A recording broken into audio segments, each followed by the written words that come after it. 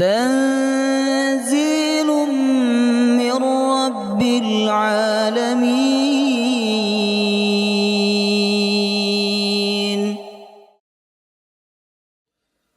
لقد جاءكم رسول من أنفسكم عزيز عليه ما عنتم حريص عليكم بالمؤمنين رؤوف رحيم.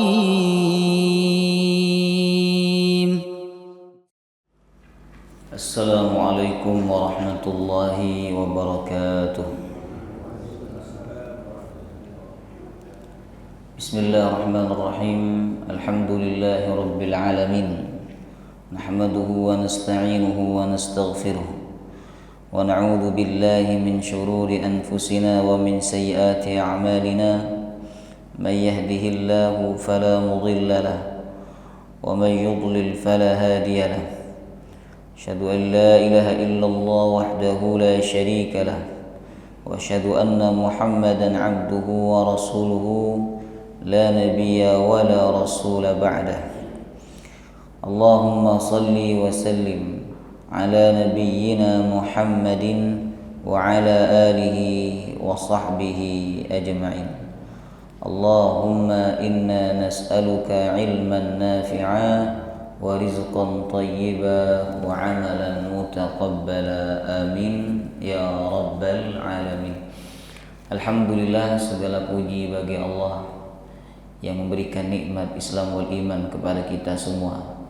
Alhamdulillah, segala puji bagi Allah SWT yang membimbing kita untuk melakukan amal kebaikan. Termasuk nikmat yang besar dari Allah ketika Allah membimbing kita melakukan kebaikan dan menghalangi kita dari kemaksiatan. Semoga Allah senantiasa membimbing kita semua. Amin ya rabbal alamin.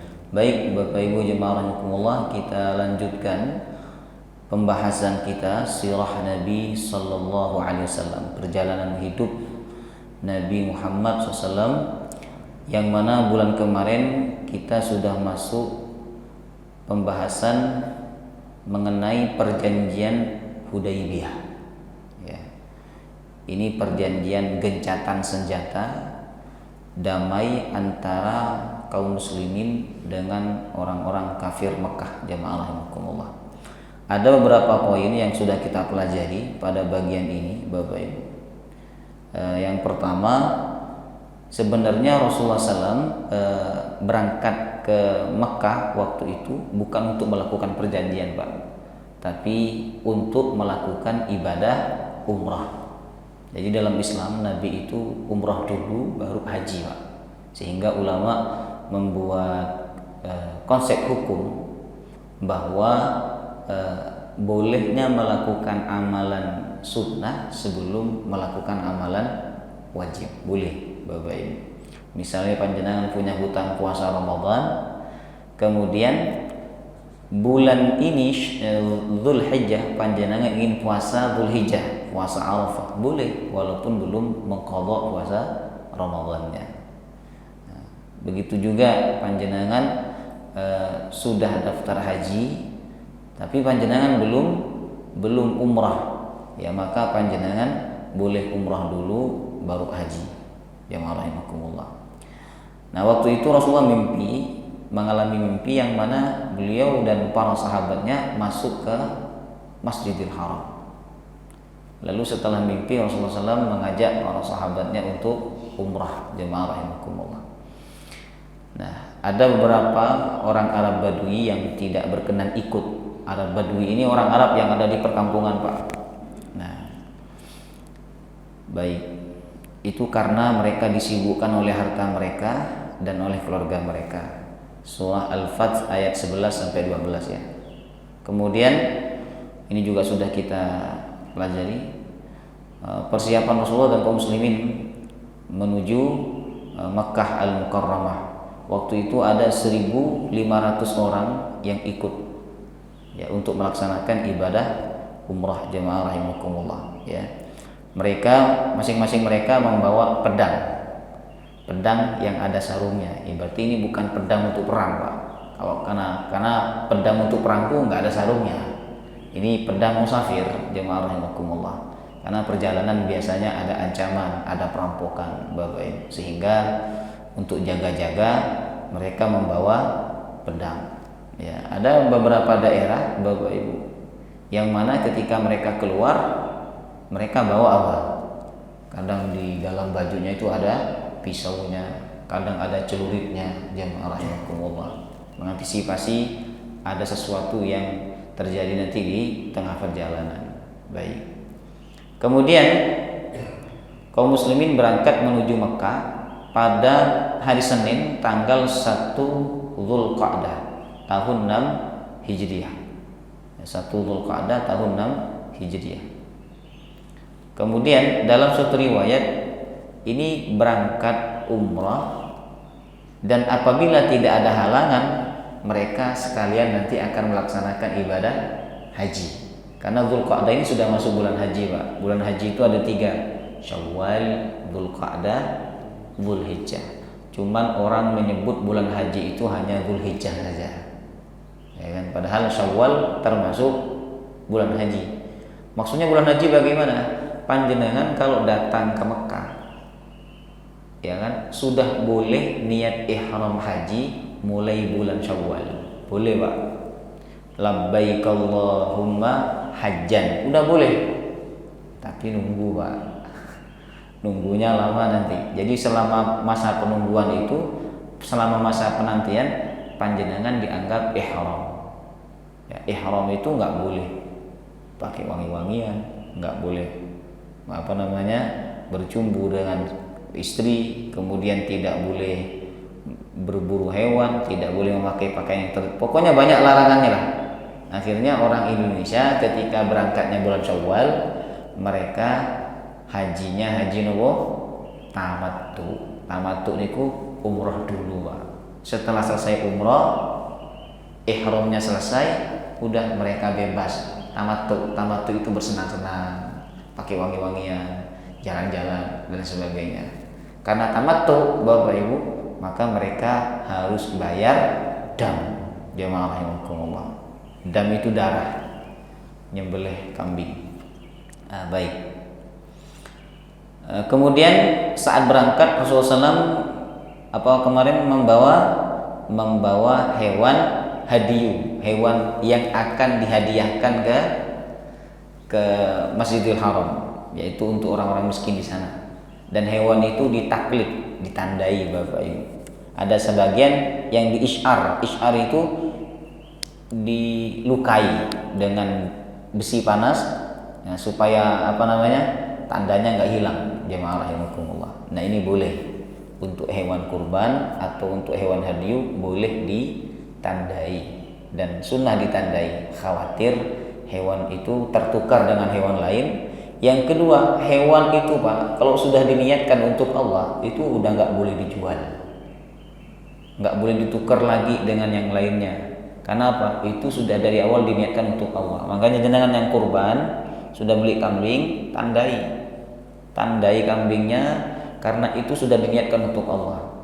Jangan dijual lagi lalu kemudian ganti dengan yang lain. Jemaah rahimakumullah. Baik. Kemudian, ini sudah kita pelajari. Abu Qatadah berburu. Jadi setelah Nabi ihram, jemaah rahimakumullah, ada seorang sahabat yang belum ihram saat itu, namanya Abu Qatadah. Bapak Ibu, Abu Qatadah. Nah, Abu Qatadah berburu. Setelah mendapatkan hewan buruan, dia membagikan dagingnya kepada sahabat yang ihram. Nah, sahabat yang ihram ini memakannya. Setelah itu mereka ragu, loh, jangan-jangan kita ini nggak boleh makan hewan buruan sedangkan kita dalam keadaan ihram. Lapor mereka ke Rasulullah, ditanya oleh Rasulullah, apakah kalian menyuruh Abu Qatadah berburu? Tidak ya Rasul, kalau begitu makanlah. Jadi boleh, Pak, orang yang ihram itu makan hewan buruan dengan syarat bukan mereka yang menyuruh berburu dan bukan mereka yang berburu, karena orang yang ihram itu tidak boleh berburu, Bapak. Baik. Kafir Quraisy berusaha menghalangi kaum muslimin untuk masuk Mekah, jemaah rahimakumullah. Ya. Tapi Rasulullah SAW tetap melanjutkan perjalanan.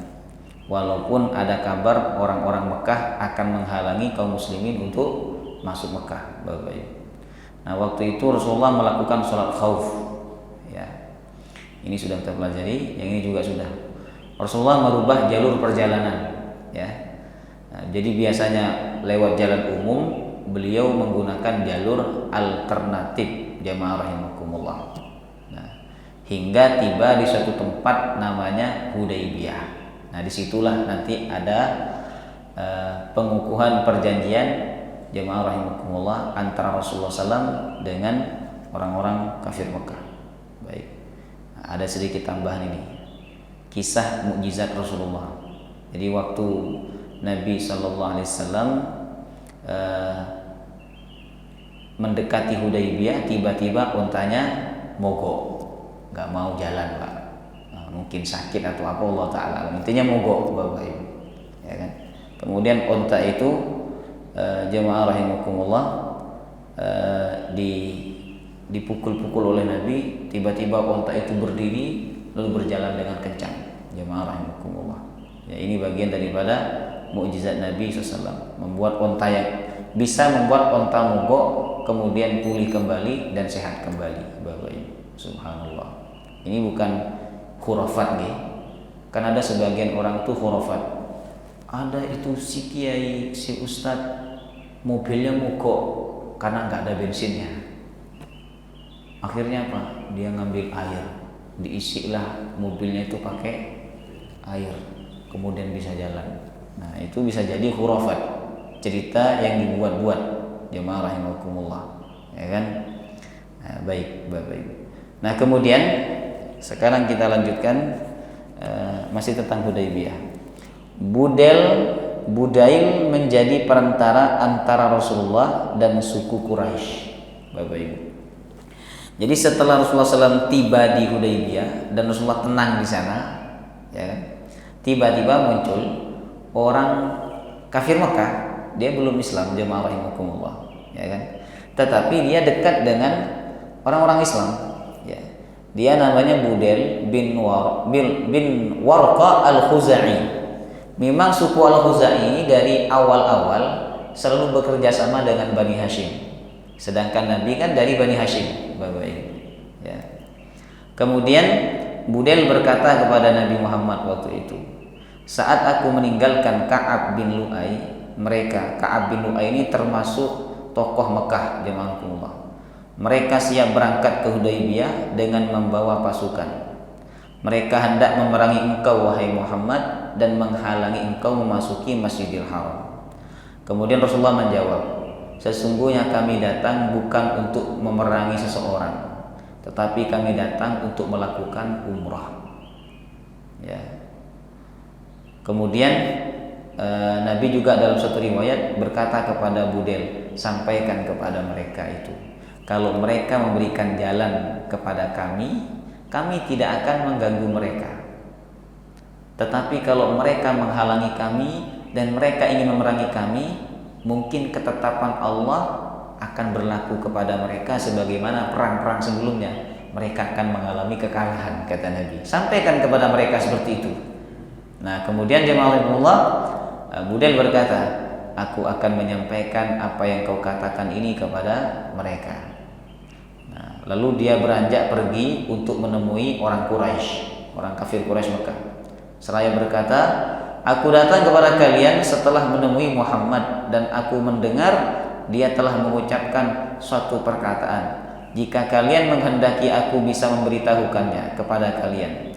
Mereka berkata, sampaikan, kami akan dengarkan.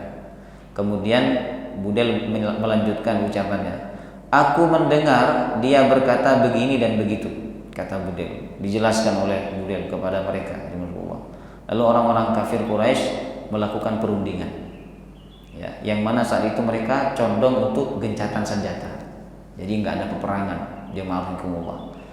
Cuman ada perjanjian apa mereka rundingkan, Bapak Ibu. Nanti ada 4 poin perjanjian yang dibuat oleh mereka dengan Nabi Muhammad SAW. Kemudian Allah menahan tangan orang kafir. Nah, subhanallah. Jadi para pemuda Quraisy ya yang semangatnya masih membara, Bapak Ibu. Misalnya anak muda ini emosinya tidak bisa dikontrol, jemaah rahimakumullah. Kalau punya keinginan itu nggak mikir kemaslahatan, ya nggak mikir ke depannya bagaimana, Bapak Ibu. Lah mereka ini ingin perang melawan kaum muslimin, jemaah rahimakumullah. Ngotot ingin perang melawan, sedangkan tokoh-tokoh mereka, sesepuh-sesepuh mereka condong untuk melakukan perdamaian. Ya. Nah, maka mereka para pemuda Quraisy berpikir untuk mencari alternatif, Bapak Ibu. Untuk itu mereka mengambil keputusan menyusup ke tengah barisan kaum muslimin pada malam hari dan memancing bara peperangan. Nah, mereka sudah siap-siap melaksanakan rencana ini. Ya, ada 70 atau 80 orang di antara mereka yang turun dari Gunung Tan'im dan hendak menyusup ke tengah barisan kaum muslimin. Ya, intinya malam-malam mereka ingin menyusup kepada dalam pasukan kaum muslimin, jemaah. Namun ada seorang sahabat dengan beberapa pasukannya bernama Muhammad bin Maslamah yang ditugaskan oleh Nabi untuk jaga-jaga, khawatir ada serangan tiba-tiba. Nah, para sahabat ini mereka berhasil menangkap pemuda Quraisy yang menyusup itu, Bapak Ibu. Nah, kemudian diserahkan kepada Rasulullah SAW. Karena sejak semula menginginkan suasana damai orang-orang Quraisy itu, maka Nabi memaafkan dan melepaskan mereka semua. Nah, tentang hal ini Allah menurunkan surat Al-Fat ayat 24. Ya, wa huwal ladzi kaffa aydiyahum ankum wa aydiyakum anhum. Dialah Allah yang menahan tangan mereka untuk menyakiti kalian dan menahan tangan kalian untuk menyakiti mereka. Karena saat itu nggak ada peperangan, Pak. Walaupun mereka menyusup masuk pada pasukan kaum muslimin, jemaah rahimakumullah. Ya subhanallah, ini kuasa Allah. Ya kan? Bisa membuat orang lain tidak menyakiti kita, dan Allah juga bisa membuat kita tidak menyakiti orang lain, jemaah rahimakumullah. Ya. Baik. Kemudian Utsman bin Affan sebagai duta, jemaah rahimakumullah. Pada saat Rasulullah hendak mengutus, jadi Rasulullah itu ingin mengutus seseorang untuk menegaskan bahwa niat beliau datang, ditegaskan kembali oleh beliau bukan untuk perang, tapi untuk apa? Umrah, untuk ibadah. Ya. Maka Rasulullah ingin mengutus seorang sahabat. Waktu itu awal-awal yang ditunjuk oleh beliau adalah Umar bin Al-Khattab. Tapi Umar menolak, Bapak Ibu. Ya, Umar menolak. Kata Umar, "Ya Rasulullah, aku keberatan karena aku tidak punya keluarga di Mekah. Seandainya orang Mekah itu menyakiti aku, mempersulit aku, maka tidak ada orang yang membela aku di Mekah. Saya usul ya Rasul, yang diutus adalah sahabat Utsman bin Affan, karena dia banyak sekali keluarganya di Mekah. Seandainya kata sahabat Umar, orang Mekah macam-macam kepada Utsman, maka banyak keluarganya yang akan menuntut, membela dan menghalangi, jemaah rahimakumullah." Nah, waktu itu Nabi memanggil sahabat Utsman bin Affan radhiyallahu anhu. Kemudian Nabi berkata kepada sahabat Utsman, "Sampaikan kepada mereka bahwa kita tidak ingin berperang, tapi kita datang untuk melaksanakan umrah." Nah, kemudian serulah mereka untuk masuk Islam. Beliau juga menyuruh sahabat Utsman untuk menemui beberapa laki-laki dan wanita muslim yang ada di Mekah, Bapak Ibu, menyampaikan kabar gembira kepada mereka tentang datangnya kemenangan dan juga mengabarkan kepada mereka bahwa Allah pasti akan memenangkan agamanya di Mekah, sehingga setiap orang di sana pasti beriman. Nah, ini mimpi yang pernah dikabarkan oleh Allah kepada Nabi Muhammad SAW. Kemudian sahabat Utsman berangkat, Pak. Berangkat menuju Mekah. Lalu beliau melewati sekumpulan orang-orang Quraisy di Baldah. Mereka bertanya, mau kemana engkau wahai Utsman? Kemudian Utsman mengatakan, Rasulullah mengutusku untuk ini dan untuk itu. Jadi disampaikan oleh sahabat Utsman, maksud beliau datang ke Mekah.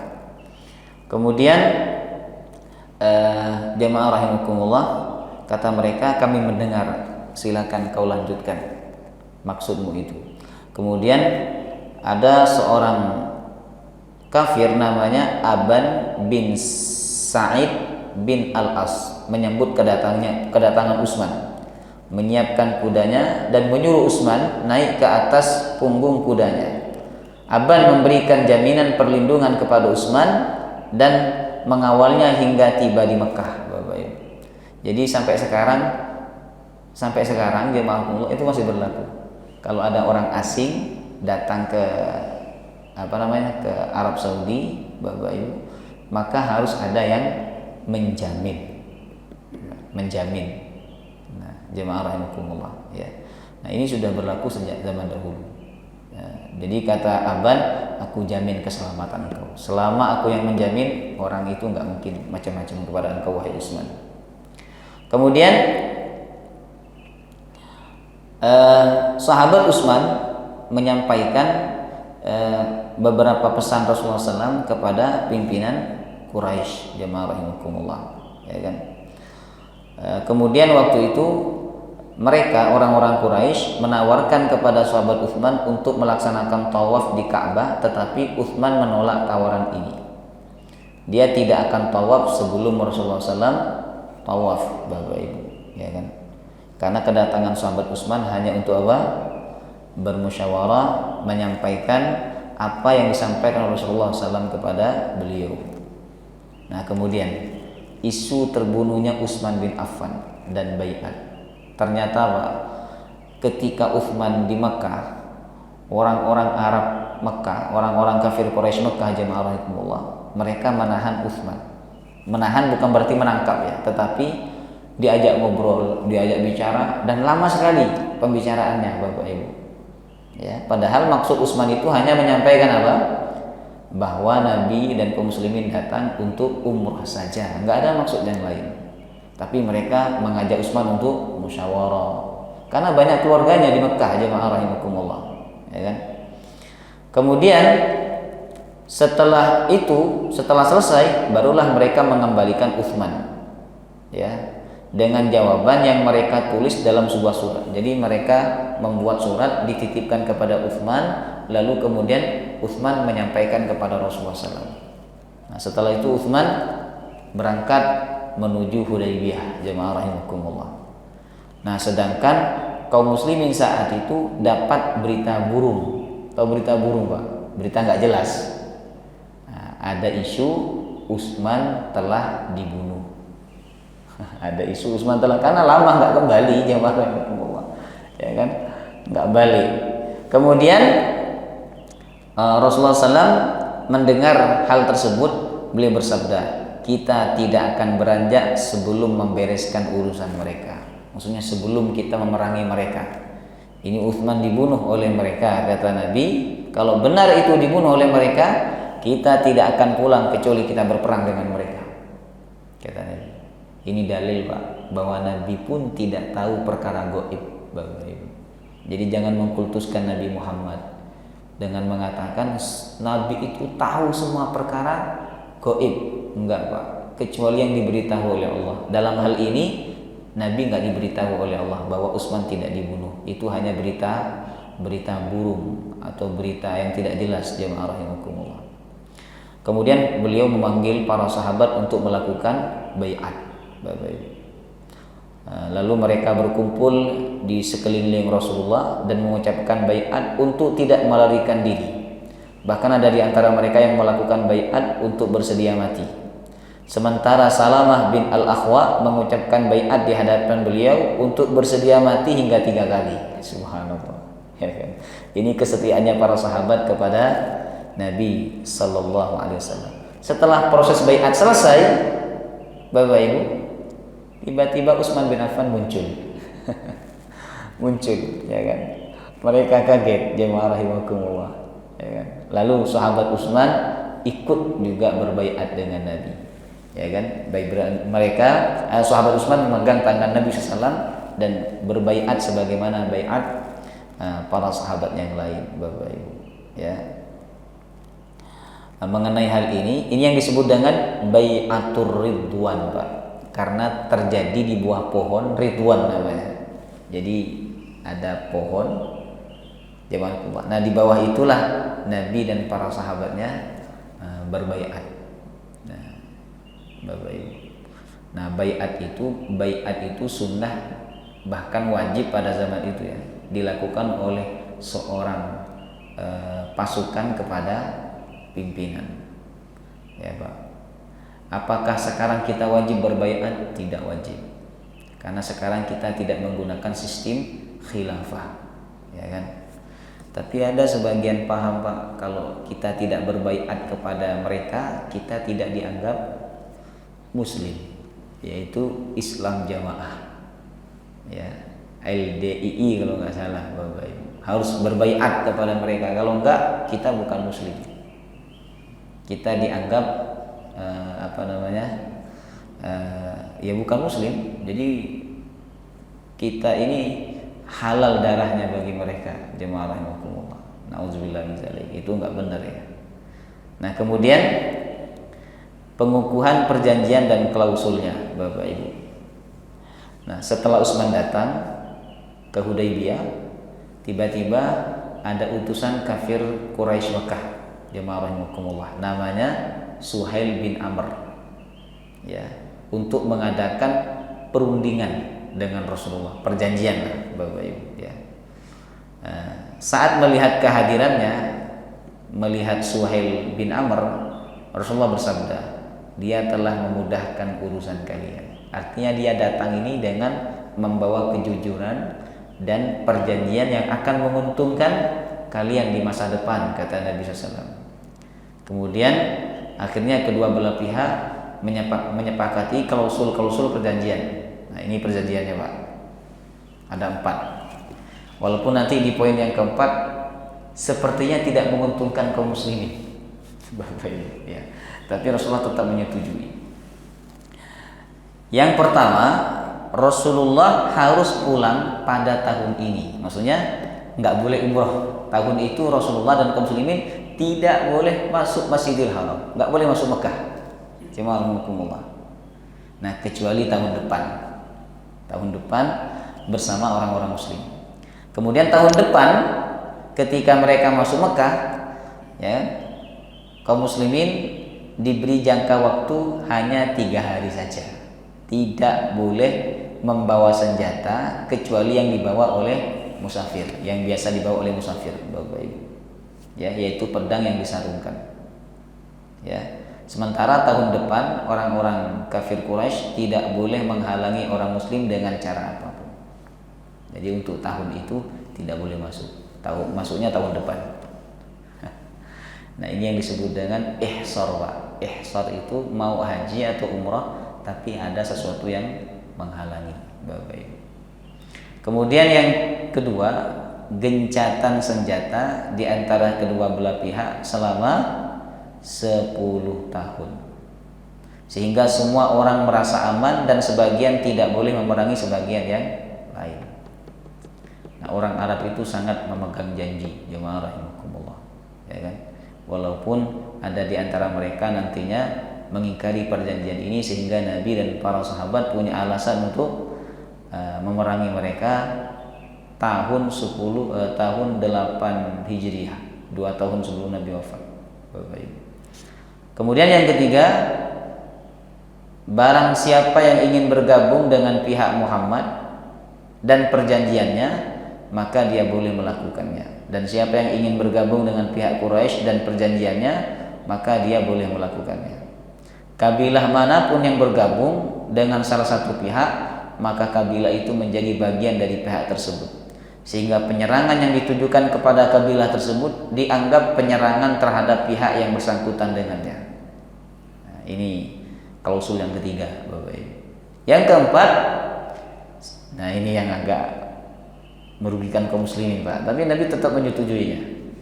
Siapapun orang Quraisy yang mendatangi Muhammad tanpa izin walinya, jadi dia melarikan diri.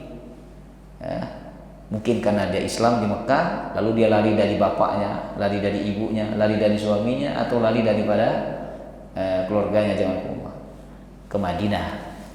Apa perjanjian dalam klausul ini Bapak Ibu? Maka dia harus dikembalikan kepada pihak Quraisy. Harus dikembalikan Pak. Nah, tapi sebaliknya, siapapun dari pihak Muhammad yang mendatangi Quraisy dalam pengertian melarikan diri, berarti murtad Bapak Ibu, maka dia tidak boleh dikembalikan kepadanya. Tidak boleh. Kalau dari Mekah ke Madinah harus dikembalikan, tapi yang dari Madinah ke Mekah nggak boleh dikembalikan. Alasan mereka ya karena memang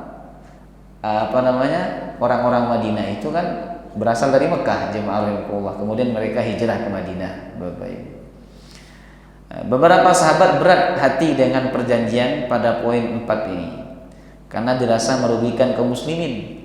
Namun kemudian mereka menerima setelah Rasulullah SAW menyetujui perjanjian tersebut. Nabi setuju. Ya. Nah, baik. Karena menurut Nabi poinnya bukan di sini, Pak. Ya kan? Poinnya itu nanti ada di yang nomor 2 ini.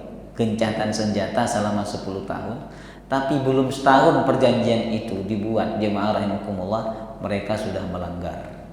Mereka memerangi kabilah yang sudah bersekutu dengan kaum muslimin. Baik. Nah, baik.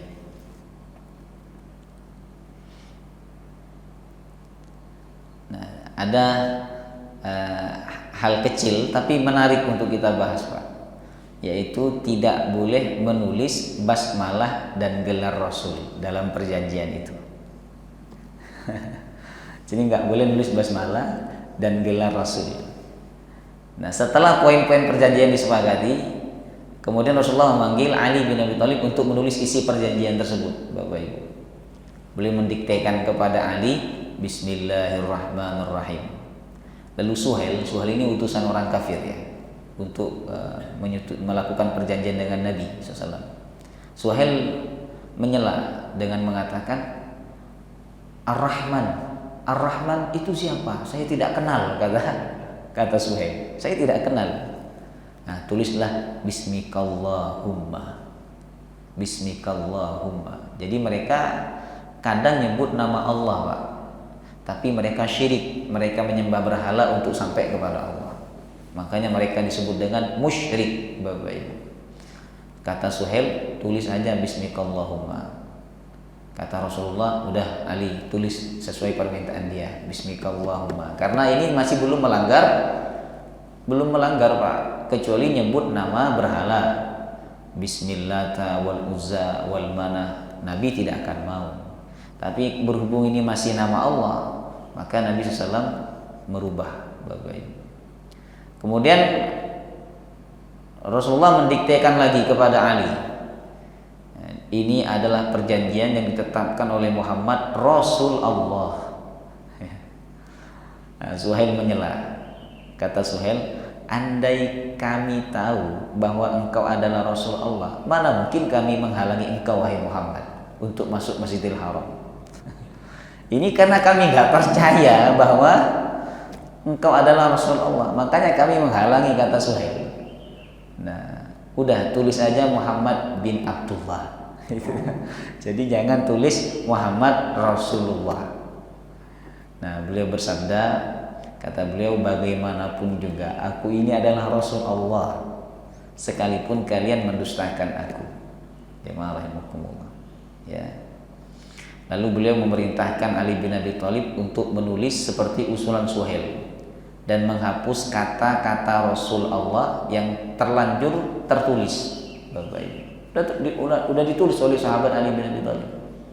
Ya, Nabi nyuruh Ali hapus, kata Nabi. Tapi sahabat Ali nggak berani menghapus, Pak. Nggak berani. Ini Rasul Allah, masa saya menghapus tulisan ini? Akhirnya Nabi yang menghapus sendiri. Jemaah rahimakumullah. ya, dengan tangan beliau sendiri, Bapak Ibu. Ya. Nah, di sini ada pelajaran Pak, bahwa kita kadang diperbolehkan, bahkan kita diharuskan mengakui pangkat kita di hadapan orang lain, supaya orang lain itu paham tentang kedudukan kita, Bapak. Misalnya panjenengan dokter, panjenengan perlu kasih tahu bahwa jenengan dokter SPOG, dokter ini, dokter itu, sehingga orang tahu ketika mereka ada masalah dengan penyakit, mereka tahu harus kepada siapa mereka datang. Jemaah rahimakumullah. Ya kan? Begitu juga Nabi menyebutkan Rasul itu bukan untuk sombong, Bapak Ibu, tapi supaya orang-orang Mekah itu menyadari bahwa yang dihalangi oleh mereka itu adalah Rasul, utusannya Allah Subhanahu wa taala, Bapak Ibu. Ya. Nah, baik. Kemudian Pak, ini menyembelih, sudah selesai perjanjian, Bapak Ibu. Artinya Nabi dan kaum muslimin tidak melanjutkan perjalanan kan? Ya, mereka tertahan di Hudaybiyah dan mereka harus kembali ke Madinah. Sedangkan mereka sudah niat apa tadi? Sudah niat haji, niat ihram haji atau niat ihram umrah. Mereka sudah bawa kambing untuk dijadikan sebagai hadiah, persembahan ke Masjidil Haram untuk orang-orang miskin di sana, Bapak Ibu. Maka jemaah rahimakumullah, Nabi SAW kemudian bangkit dan memerintahkan para sahabatnya untuk menyembelih hewan kurban itu, hewan yang memang dibawa untuk hadiah, jemaah rahimakumullah. Tapi tidak ada seorang sahabat pun yang mau menyembelih. Jadi kayaknya mereka ini kecewa, Pak. Kenapa Nabi mau mengambil perjanjian itu? Maunya para sahabat tetap berangkat umrah sebagaimana niat awal, Bapak Ibu. Nah, kemudian Nabi SAW masuk ke dalam kemahnya, lalu kemudian Nabi keluar lagi, dan tanpa bicara kepada para sahabatnya, Nabi langsung menyembelih hewan kurbannya. Hewan kurban yang dimaksud di sini hewan hadiyu. Ini karena masih Zulqa'dah, jadi belum boleh menyembelih hewan kurban, jemaah rahimakumullah. Ya kan? Kemudian Bapak Ibu, para sahabat pun mengikuti Nabi menyembelih hewan kurban mereka, jemaah rahimakumullah. Ya. Kemudian kenapa kok disembelih, Pak? Disembelih. Ini kata para ulama, orang kalau niat haji dan dia sudah membawa hewan untuk hadiahnya, Bapak Ibu, tapi di tengah jalan dia diihsar, dihalangi, maka dia wajib menyembelih hewan itu di mana dia dihalangi. Kalau dia tidak menyembelih, dia masih dianggap sebagai apa? Ihram. Nah, ihram ini, Pak, kan nggak boleh ngapa-ngapain, Pak. Nggak boleh berhubungan dengan istrinya, nggak boleh pakai wangi-wangian. Makanya nyembelih dulu, cukur. Dianggap itu cara untuk melepaskan status ihram. Jemaah rahimakumullah. Nah, baik Bapak Ibu.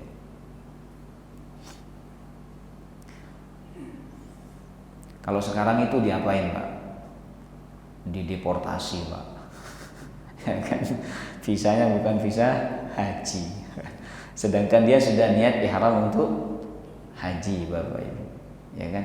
Bagaimana cara untuk melepaskan status ihram itu, jemaah rahimakumullah? Kata para ulama, dia harus menyembelih hadiyu dan mencukur rambut, walaupun sebagian. Nah, baik Bapak Ibu. Ya. Kemudian ini tambahan, Pak, menolak pengembalian para wanita. Nah, ada satu peristiwa begini sebelum kita masuk ke yang tadi. Jadi para sahabat itu kecewa karena apa? Sebelumnya Nabi kan menyampaikan mimpinya kepada mereka. Nabi itu menyampaikan mimpinya kepada mereka bahwa saya bermimpi kita akan masuk Masjidil Haram dalam keadaan aman. Nah, mereka mempertanyakan mimpi itu, ya Rasulullah, bukankah panjenengan bermimpi bahwa kita masuki Masjidil Haram dalam keadaan aman? Kemudian apa jawaban Nabi? apakah aku beritahu kepada kalian kapan mimpi itu akan terjadi? Tidak ya Rasul, sudah sabar. Mimpi itu akan terjadi tapi bukan sekarang, kata Nabi SAW. Ternyata mimpi itu Bapak Ibu baru terjadi 2 tahun setelahnya. 2 tahun setelahnya, yaitu tahun 8 Hijriah. Nabi datang ke dengan kaum muslimin berjumlah 10.000 orang, Bapak Ibu, menaklukkan kota Mekah sekaligus Nabi melaksanakan ibadah umrah dan haji jemaah rahimakumullah. Subhanallah. Ya. Allah sebutkan di surah Al-Fat itu, laqad sadaqallahu rasulahu ar-ru'ya bil haqq. Sungguh Allah akan membenarkan mimpi yang dialami oleh rasulnya. Ya, subhanallah. Baik. Sudah syuruk belum? Belum ya? Menolak pengembalian para wanita muslimah yang hijrah. Ternyata setelah terjadi perjanjian ini, Pak, beberapa wanita di Mekah yang awalnya kafir, mereka Islam, menjadi muslimah. Karena mereka muslimah, mereka lari dari suami mereka sebab suaminya kafir, Bapak Ibu. Lari mereka ke Madinah. Sedangkan peraturannya tadi apa? Ada orang Mekah ke Madinah melarikan diri, orang Madinah harus mengembalikan. Ini Nabi SAW waktu itu menolak untuk mengembalikan. Nah, kemudian wali dari wanita ini, orang tuanya atau pamannya mungkin ya, datang meminta Nabi untuk mengembalikan wanita tersebut. Nabi tidak mau mengembalikan, Pak. Kata Nabi, dalam perjanjian itu tidak disebut wanita.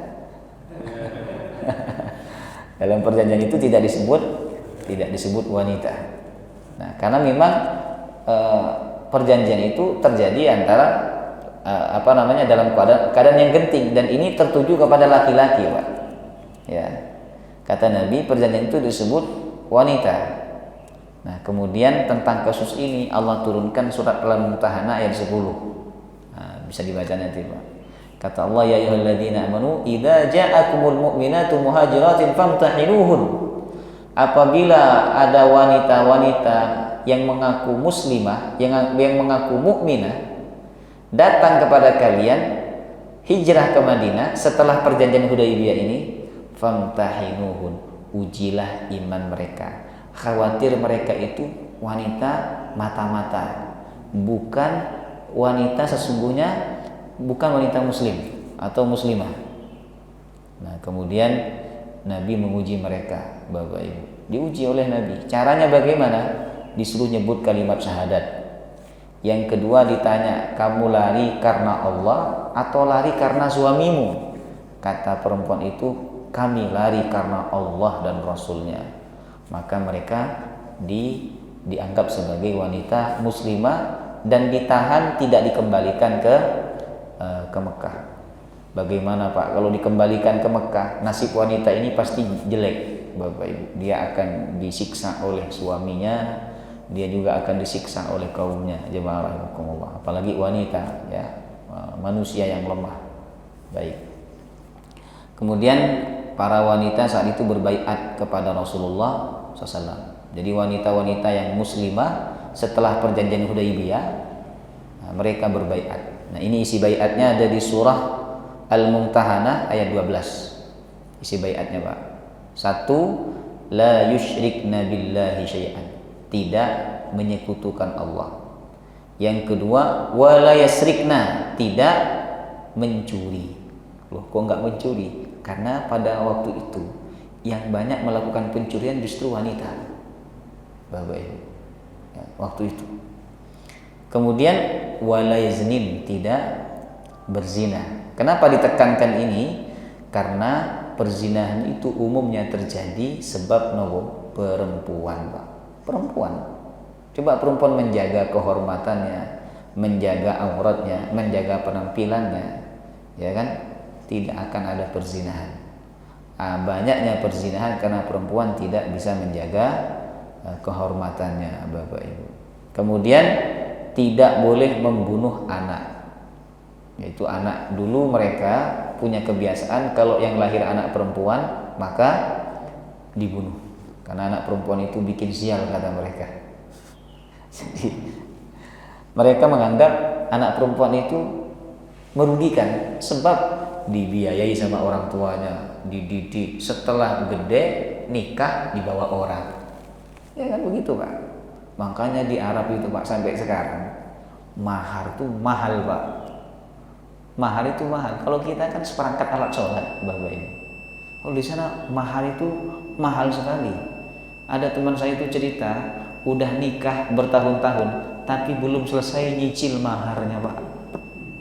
Belum selesai nyicil maharnya. Subhanallah. Makanya jarang di Arab itu perempuan minta cerai itu jarang Pak. Kenapa? Karena dalam Islam kalau minta cerai wanita wajib mengembalikan mahar. Nah bisa kan tidak bisa mengembalikan, dibiarin suaminya nikah 1, 2, nikah 3, nikah 4, dibiarin.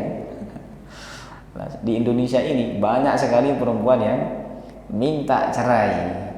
Selain mereka tidak paham bahwa mengembalikan mahar itu wajib ketika minta cerai, tapi kalau dicerai tidak Pak.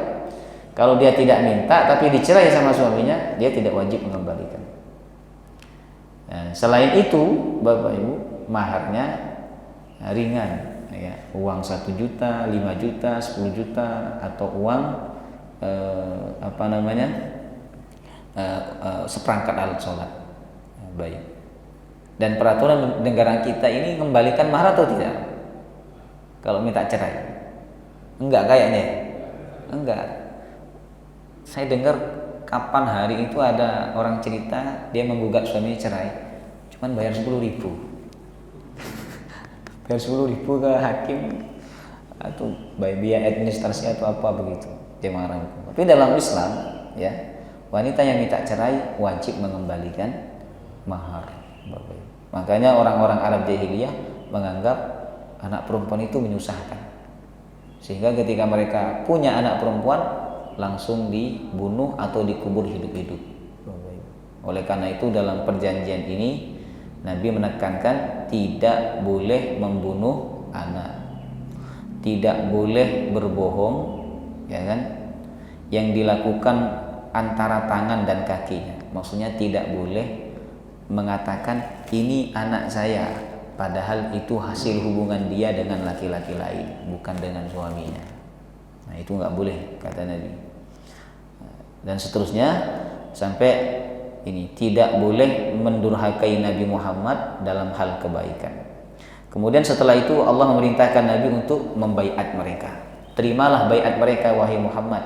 Cara Nabi menerima baiat wanita saat itu bukan dengan memegang tangan, tapi hanya dengan ucapan saja, Bapak Ibu, hanya dengan ucapan saja. Ini dalil bahwa dalam keadaan yang sangat penting pun Nabi tidak memegang tangan perempuan, padahal beliau seorang pemimpin kan Pak.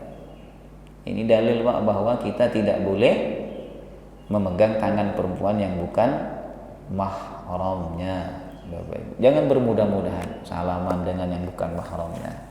Jemaah, karena itu haram. Wallahu taala alam bissawab. Ada pertanyaan? Pas. Ngantuk apa? Insyaallah pertemuan selanjutnya kita akan bahas pelajaran yang dapat diambil dari perjanjian Hudaybiyah ini. Ya, karena setiap sirah kita selalu ada pelajaran yang bisa dipetik, Bapak Ibu. Ya. Baik, kalau tidak ada pertanyaan, benar nggak ada ini. Baik, ya. Kalau tidak ada kita cukupkan. Ada ya, silakan. Pertanyaannya bebas. Tidak apa-apa.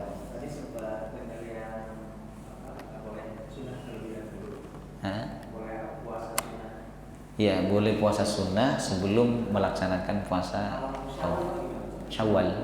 Boleh. Jadi misalkan terutama istri misalkan ya, lumayan banyak misalkan yang harus dicicil misalkan. Apakah boleh Syawal dulu atau wajibnya itu? Boleh Syawal dulu. Nah, boleh Syawal dulu karena ini pernah dilakukan oleh Sayyidah Aisyah. Jadi Sayyidah Aisyah itu puasa Syawal, qadhanya kapan? Bulan Sya'ban tahun berikutnya. Jadi menjelang Sya'ban, setelah Sya'ban kan Ramadan. Nah, Sya'ban Aisyah baru mengqadha. Makanya dalam suatu riwayat Nabi itu banyak puasa Sya'ban. Alasannya apa? Salah satunya nemani istrinya puasa. Mengkodok, Pak. Kalau puasa sendirian kan kasihan di saat orang-orang nggak puasa, ditemani sama Nabi. Ini suami yang baik, Bapak Ibu. Ya kan? Jadi kalau istri jenengan ini Pak puasa, mengkodok puasa, ya kan? Disunahkan panjenengan sebagai suami nemani dengan puasa sunnah, ya kan? Niatnya dibaruin gitu ya? Dirampel ya. Nah, dalam mazhab Syafi'i ada dua pendapat Bapak Ibu. Ya, ada yang mengatakan boleh asalkan niatnya itu niat puasa wajib. Ya kan? Otomatis puasa sunnahnya niku include Pak. Tapi pendapat lain mengatakan kalau dia tidak biasa puasa sunnah itu sebelumnya, walaupun dia diniatkan dua, tetap tidak dapat yang sunnah. Nah, kecuali dia biasa puasa, misalnya saya biasa puasa Senin Kamis, Bapak Ibu, ya, biasa puasa Senin Kamis. Lah hari Senin besok ini saya puasa, misalnya puasa tarwiyah, otomatis saya langsung dapat pahala puasa hari Senin. Jemaah rahimakumullah. Ya kan? Tapi kalau saya tidak terbiasa puasa itu, kemudian tiba-tiba langsung niat dua, jemaah rahimakumullah, ini ada sebagian ulama mengatakan tidak sah, yang dianggap hanya satu saja. Baik. Pendapat yang ketiga mengatakan begini, kalau sama-sama sunnahnya bisa, tapi kalau yang satu wajib, yang satu sunnah, maka jika yang sunnah itu tidak biasa dilakukan sebelumnya, yang sunnah tidak dapat. Nah, baik Bapak Ibu, ya. Nah, ini perbedaan pendapat. Jadi silahkan mau niat dua boleh, ya kan?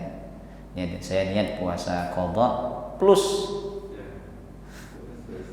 plus ya Pak. Sama dengan kurban itu, ada orang kurban plus Pak, plus akikah. Jadi satu sembelihan diniatkan dua, kurban plus akikah. Nah, ini juga ulama berbeda pendapat, tapi jumhur ulama mengatakan itu nggak bisa, karena kurban dan akikah itu dua penyembelihan yang berbeda. Ada sebagian ulama bilang, oh nggak apa-apa kalau dananya mepet. Ya kalau dananya mepet ya betul nopo Pak, ya kan? Nah, baik Bapak. Ada lagi? Ya, sampun nggih.